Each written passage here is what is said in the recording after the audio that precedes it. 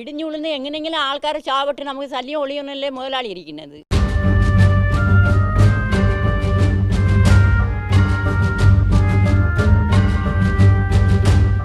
ബ്രിട്ടീഷുകാരുടെ കാലത്ത് പണിത ലയങ്ങളാണിവ. വർഷങ്ങൾ പലത് പിന്നിടുമ്പോഴും ഈ തകർന്ന ലയങ്ങളിൽ തന്നെയാണ് ബോണക്കാട്ടുകാരുടെ അന്തിയുറക്കം. കിടപ്പിലായവരും വൃദ്ധരും കുട്ടികളുമുണ്ട് ഇക്കൂട്ടത്തിൽ. മഴക്കാലമായാലും വന്യമൃഗങ്ങളുടെ ആക്രമണമുണ്ടായാലും ഈ പൊട്ടിപ്പൊളിഞ്ഞ ലയങ്ങൾ തന്നെയാണ് ഇവർക്ക് ഭയം. ഈ ഒരാഴ്ച കൊണ്ട് മഴ വീട്ടിനകം മൊത്തം വെള്ളം ചാരത്തടുത്ത് തന്നെ കിടക്കണത്, അല്ലാതെ പറ്റൂല. ഈ വരച്ചിലെല്ലാം ചെത്ത് പൊടിഞ്ഞിരിക്കണം കേട്ടോ, ആരെ തലയിൽ വിടണോ എന്തോ. ലയങ്ങളുടെ പുനർനിർമ്മാണത്തിനായി തുക അനുവദിച്ച മാസങ്ങളായെങ്കിലും ഇതുവരെ നവീകരണ പ്രവർത്തനങ്ങൾ ആരംഭിച്ചിട്ടില്ല.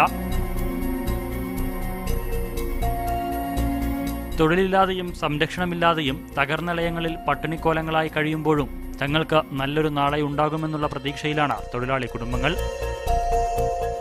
പൊട്ടിപ്പൊളിഞ്ഞ് ഏത് നിമിഷവും നിലംപൊത്താറായ ഈ ലയങ്ങൾക്കുള്ളിൽ ജീവൻ പണയം വെച്ചാണ് ഇവർ ഓരോ നിമിഷവും തള്ളി നീക്കുന്നത്.